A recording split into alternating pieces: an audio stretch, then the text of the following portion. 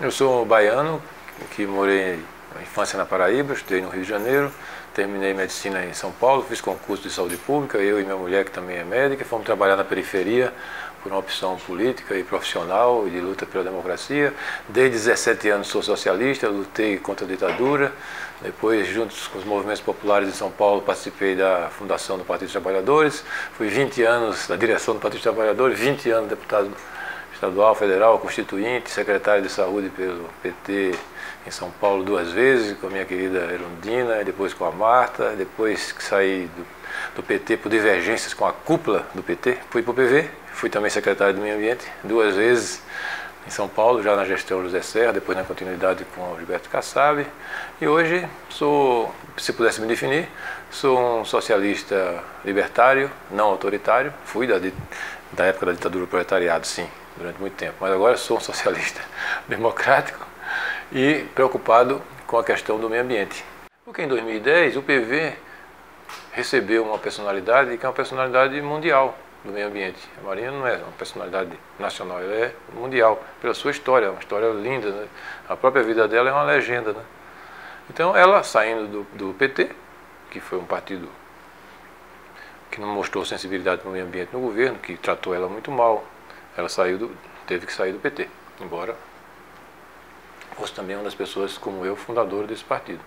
E conversando com o PV, se viu essa oportunidade de, em 2010, a gente ter uma candidatura dela, vinda para o PV, que defendesse a questão do desenvolvimento sustentável.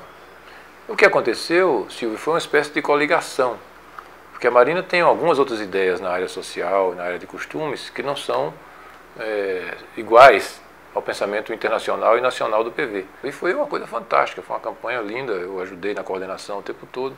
Acabou a campanha. E aí você falou que houve divórcio. Não é que houve divórcio, a gente não tinha casado. Porque o noivo e a noiva, né, não estavam somente namorando na campanha, né. Na hora de dizer que ia para o casamento mesmo, né, o noivo e a noiva não quiseram. E aí é importante, é o noivo e a noiva, porque tanto a direção do PV como a Marina, né, não tiveram, vamos dizer assim, a sabedoria, né, de superar algumas diferenças e continuarem juntos. Então você não podia levar para casar o noivo e a noiva na polícia, né? Isso não pode, né? Então se separaram antes de casar. E ela partiu para uma opção de ter um partido da sua imagem e semelhança. Eu acho que é um direito dela, mas é um erro. Foi um erro, e eu digo o erro dos dois lados, né? Do noivo e da noiva. É um direito dela criar um partido da imagem e semelhança dela? É. É bom isso? Eu não acho. Tem um outro estigma do PV, que o PV é o partido da floresta, do mar, do rio. Nós somos, sim, os campeões da defesa dos biomas, está na origem, na nossa genética, né? Mas nós somos, sim, o partido também que se preocupa com a cidade, né? Com o lugar onde 85% do povo do Brasil vive, né?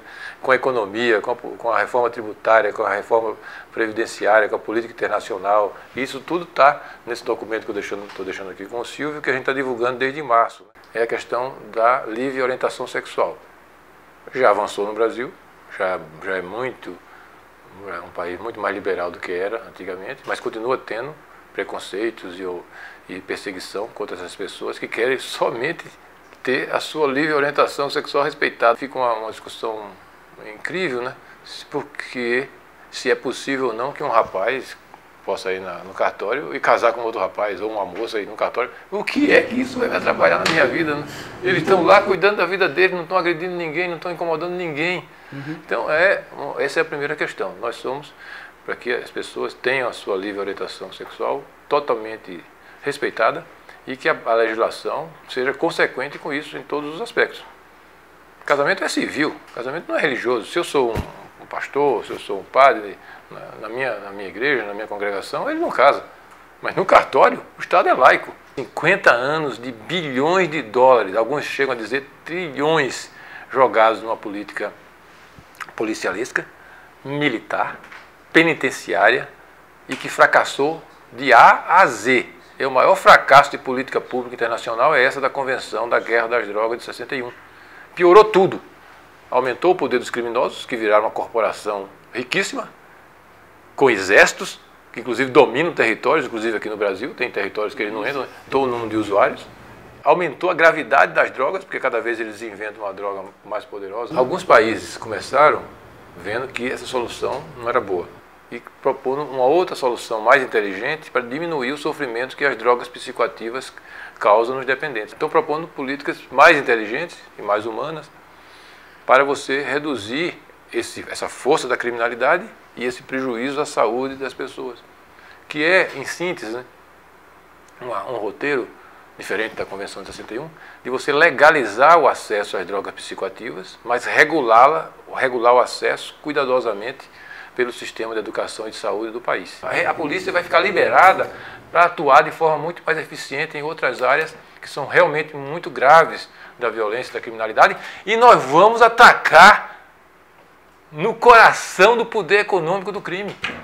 Porque a maconha, embora seja uma droga mais leve até do que o álcool, e até por isso, vende muito mais, né? Tem hoje no Brasil uns 5 ou 6 milhões de usuários de maconha, é uma fonte de dinheiro importantíssima para o tráfico que eu vou quebrar. E aí esse dinheirão que eu gasto de forma ineficiente com a polícia e na penitenciária, eu vou transferir progressivamente para onde? Para a educação e para a saúde. E o terceiro ponto que você pergunta, que é o mais difícil, é o problema da interrupção da gravidez, do aborto. Esse é o mais difícil. Eu reconheço, é o mais difícil de todos. Nós somos de uma formação católica, então a gente sabe como é rica e importante a presença da Igreja Católica. E agora, mais recentemente, com a vinda desses grupos evangélicos dos Estados Unidos, também os evangélicos cresceram muito, né, no Brasil. Então a gente sabe disso, né? E você sabe que isso é um dogma de fé e que você tem que respeitar. O que não pode é um dogma de fé de uma religião, por mais importante que seja, por mais que a gente respeite e goste, virar uma lei de um Estado laico. Eu sou autor da Lei de Planejamento Familiar. A posição minha e do PV, a minha posição de médico, é que a solução para diminuir o número de abortos no Brasil é você expandir o planejamento familiar.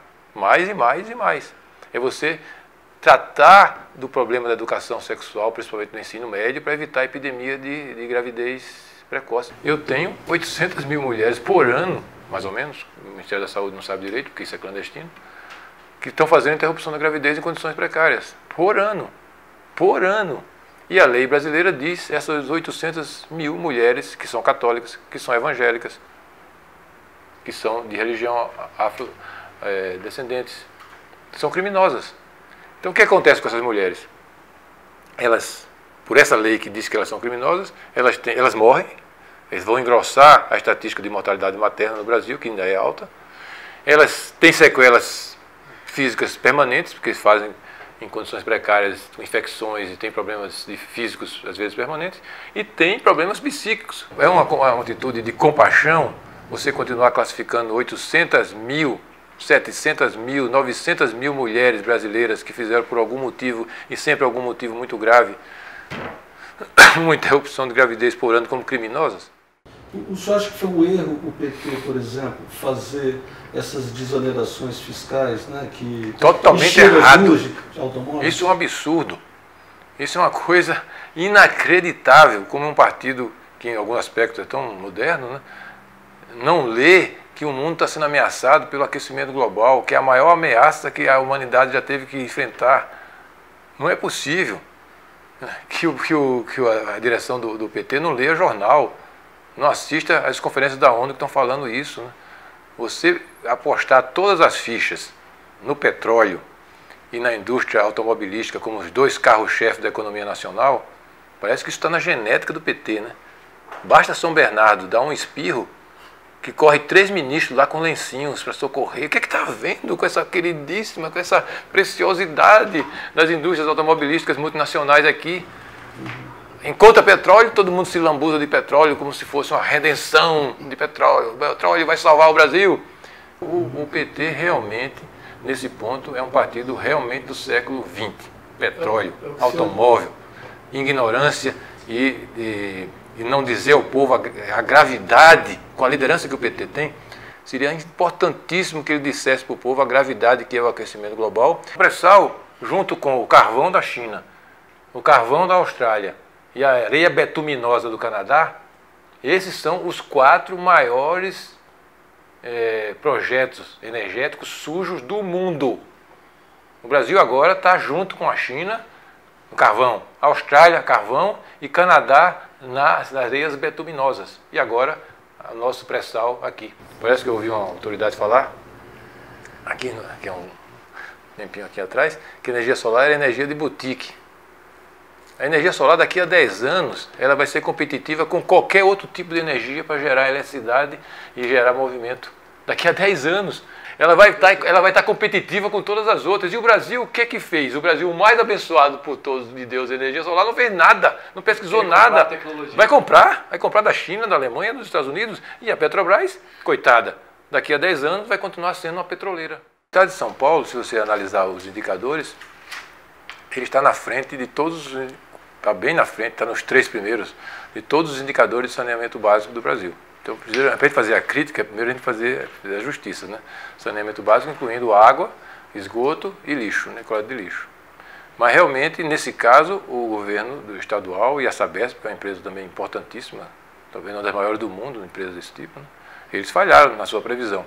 Houve realmente uma estiagem excepcional. Não que não tenha secas e enchentes antigamente. Noé, por exemplo, é um desastre climático bíblico, né? O problema, a diferença é que esses desastres e esses eventos com o aquecimento global vão ficar mais a miúdos, mais frequentes e mais intensos, né? Então, realmente houve uma falha de previsão, de você acordar e buscar uma segurança hídrica maior para a região metropolitana de São Paulo, porque eu digo que o Estado ele está se conseguindo manter equilibrado, e isso é falha do governo estadual. E você falou que o PV participou do governo do Alckmin, é verdade, ele também foi responsável, não tem dúvida, né? Falhou também. Então, a primeira coisa que eu faria era uma reunião com os governadores. Matando por quê? Matando por causa de enchente, deslizamento de encostas. Eu reuniria com os governadores, vamos ter um plano aqui para imediatamente mapear toda a população que está em área de risco nos nossos estados, e vão trabalhar com seus prefeitos, mapear uma por uma famílias pobres que estão em área de risco, seja em beira de córregos, seja em encostas perigosas, e vamos dar prioridade máxima, número 1, 0 aos programas habitacionais para garantir uma habitação segura para esse povo pobre e não deixar mais ninguém entrar em área de risco. Cortar aqui em Brasília, enxugar os gastos aqui em Brasília, mas não é nada de estado mínimo. Nós temos que diminuir, sim, os recursos que estão imobilizados aqui em Brasília para poder ter mais recursos para a saúde e para a educação lá nos municípios, para a defesa do meio ambiente. Então, né, uma das coisas que a gente está propondo, é essa, dos 23 ministérios e mais secretarias com status ministerial, que dá um total de 39, a gente aqui colocou, quem foi o primeiro que colocou, o nome inclusive, que a gente estudou para não prejudicar os programas que estão em andamento, ninguém quer prejudicar nenhum programa, de uma forma racional, em 14 ministérios. Vão ser ministérios mais fortes, os gastos vão ser mais racionalizados,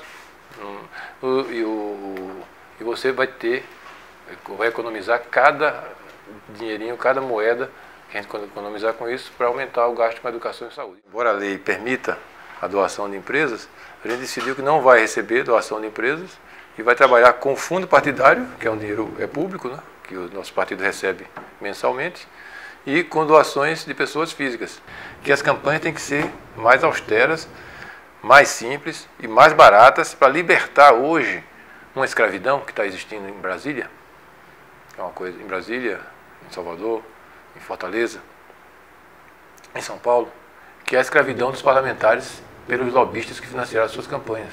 Então hoje os parlamentares brasileiros e também os executivos, eles estão, de certa forma, escravizados pelo lobby das empresas financiadoras das campanhas. Qualquer país que tem sistema organizado pode precisar importar médico.